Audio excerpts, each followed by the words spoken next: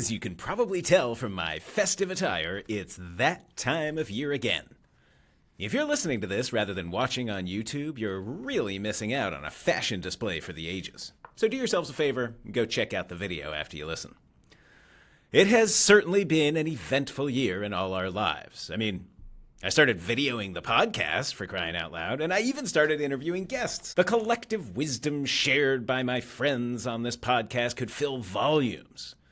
And so in keeping with the times they are a-changing vibes of 2025, I am changing things up for this end-of-year episode, doing my best Santa impression and gifting you each a small token of wisdom from the various guests that joined me this year. I asked everyone some variation of what is the best or what is the worst thing a new fund manager can do as they embark on their fund management journey, and I've stitched together the brilliant responses from my various guests into a marvelous end-of-year clip show. You're welcome for the gift. No milk or cookies required, though always appreciated. Before we get to the clip show, though, I do want to briefly recap my two top stories from 2025 non-tokens of wisdom format edition. Number one, Bitcoin price action. I do start every year-end episode with the most important stat in crypto, and that is the price of Bitcoin. This year will be no different. 2025 has been a volatile year indeed. If I have to analogize Bitcoin's price performance this year to something, I think it would be that annoying gym bro you see every time you go to work out. Loud, explosive gains, yet somehow the same size or even smaller at the end of the year. When I recorded this episode last year, Bitcoin was hovering around $107,000 per coin. As I record today on December 19th, 2025, Bitcoin's price is all the way down to $87,000. Of course, in the intervening 12 months, we got all the way up to an all-time high of $126,000 and change just a couple months ago at the beginning of October. So what will 2026 hold? Well, if you're asking me, you clearly have not been paying attention to this podcast. All I can promise you is that I'll be back in 12 months to recap the Bitcoin price action over 2026 with another crummy analogy. Number two story is the new SEC, and I've talked about it all year because it seems like every few weeks over the last year, the SEC gifted crypto land with another win. First, it dropped basically all of the high-profile enforcement actions and lawsuits from the Gensler era. Then it publicly proclaimed its newfound friendliness to the industry. Then it even started putting its money where its mouth was and scrapped harmful proposed rules, talking to you, safeguarding rule, and issued no action letters beneficial to the industry. Heck, even Congress managed to pass the Genius Act. Yes, 2025 was a great year for crypto regulatory progress in the United States, but before you go over-celebrating, we're still at the low end of the climb toward true regulatory clarity. If you haven't done it yet, go watch episode 65, where I described, in a totally lucid zombie apocalypse analogy, how regulatory clarity will be achieved in 3 steps up the proverbial regulatory ladder. All this year's progress was excellent. We're finally off the ground and firmly on the ladder now. But we're still only on the first rung. Well, maybe we've got 1 finger, 2 fingers tops on the second rung. But hopefully over the course of 2026, we can get all the way to the top. Okay, with that out of the way, I will leave you with the collected wisdom from my distinguished guests from 2025, and, as always, remember to listen to the disclaimer at the end of the show. And if you didn't get it from my shirt and my hat, Happy Hanukkah, Merry Christmas, Happy New Year, and I'll see y'all again in 2026. When you have someone that's leaving like a Millennium Point 72 or a big, multi-strat manager, they're so used to having the top of the line type of bells and whistles. Maybe they want SS&C, maybe they want Citgo, they want Goldman Sachs as the prime broker, and those obviously are all great firms, but like you don't need them off the bat. And if you're as emerging manager, you might looking to be raising 250, but when you only have 50, those bills add up pretty quickly. Mm-hmm. So I think, that is like one of the biggest takeaways or mistakes I might see a manager do, because they want SS&C and Goldman on the books.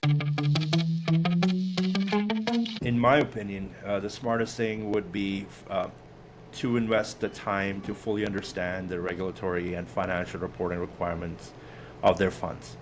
A standalone Delaware entity with onshore LPs is not the same from a regulatory perspective as a master feeder structure with Cayman registered funds.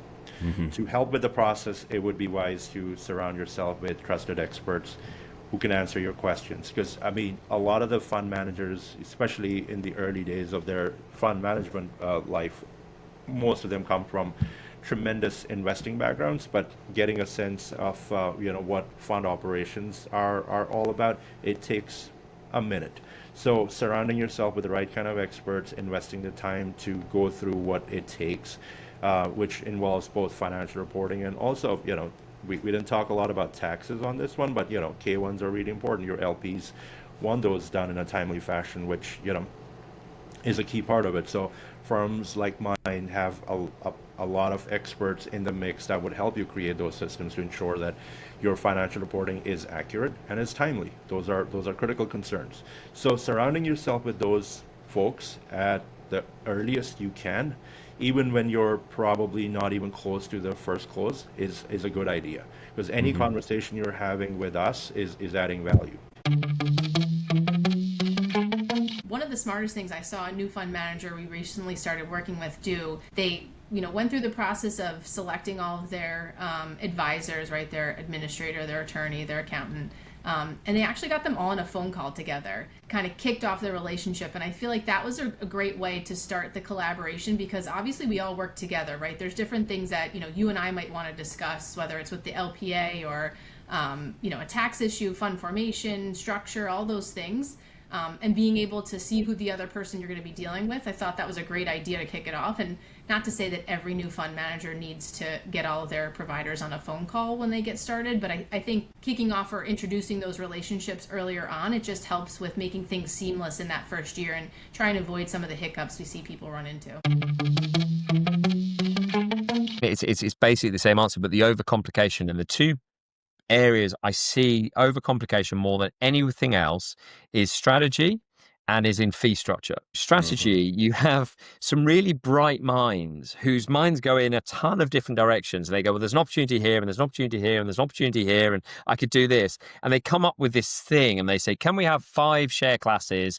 And they're all going to focus on something slightly different, and investors are going to get to handpick, and it's going to be very cool. And the more complicated all of this is, the less focused you are. So focus on what you're really good at, focus on where you see the best opportunity, be able to explain that in a 30-second elevator pitch to an investor sat on the other side of the table, and ignore the other 50. They might be brilliant ideas. Ignore them for now. Get something down on paper, get laser focused on it. And as and when you're ready for fund 2, whatever it might be, that's awesome. But really focus on that. And then on the fee structure, I don't know how many times you've heard it, but so many people come to us and like, I want 6 tiers of fees, and I want to let people in for this, and I want this hurdle, and I want it to flip at this occasion, and I'm going to do a 0 and 40 because I feel 0 resonates. Then you say, well, how are you actually going to pay for anything? And they say, I'll be fine, I'm living with my mum, it's going to be okay. And you go, this is a terrible idea. And I love the 0. I love the 0 management fee, but I love it from well-established managers who can keep the lights on already. I don't love it so much for emerging managers who are desperately trying to get started, as passionately and as altruistic as it sounds. So keep your fee structure tight, make it understandable as to why that management fee, why do you need that amount of money coming in, why that performance fee, where's the combination of incentive, and really just have one, maybe a second if you want to have one for sort of, initial investors or investors of a certain size. But other than that, please don't overcomplicate it, because it makes your life worse. It makes my life worse. It makes the admin's life worse, the auditor's life worse. We're there going to charge you more money. We don't even want to, but we have to because it's more confusing. So just keep it simple.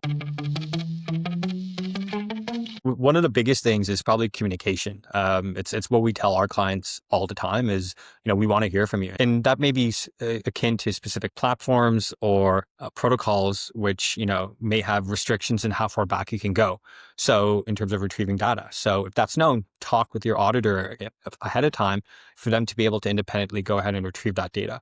During the year, fund managers change strategies, change venues, which completely makes sense. But when they go ahead and they close accounts, they lose that access to that historical data, making it difficult for auditors to be able to do it. And then there are some instances where funds open accounts in the name of the GP or the IM and not the fund. And so that's one of the things, just to make sure that in that instance, it's hard to get evidence over the ownership of the fund's assets. So I think the overarching thing here is communication with your auditor is hugely important and can definitely help to make the process smoother. Another thing is hiring the right personnel. So, the fund manager, let them focus on the strategy, the execution. It may be helpful to engage a third-party outsourced CFO solution or COO solution who can interact with the fund administrator, the auditor, and deal with the other operational matters. And that just frees up, bandwidth and capacity to focus on the trading, strategy, fundraising, everything else that goes on in running a fund. And then another thing is developing necessary policies and procedures. So develop a custody and safeguarding policy, develop a whitelisting policy, a valuation policy, and also a key recovery policy, disaster recovery policy. So you want to be able to have that in place so that, one, the operations throughout the year are efficient and effective, but then two, it's also, the valuation policy isn't something completely which may not be compliant with US GAAP or IFRS. The worst mistake you can make is thinking you can do it in-house, and coming up with this, kind of complex valuation or some sort of complicated methodology, and not bringing that up to your auditor and giving them enough time to review it, and then you're chasing around trying to figure it out with the auditors. Everybody's pulling their hair out, and it's really frustrating. So I would say, if you're going to go that route, certainly bring it up with them early. And make sure they're on the same page. But either way, bring up, the whole valuation side of things very early with the auditor so that you can go and seek help if you need it.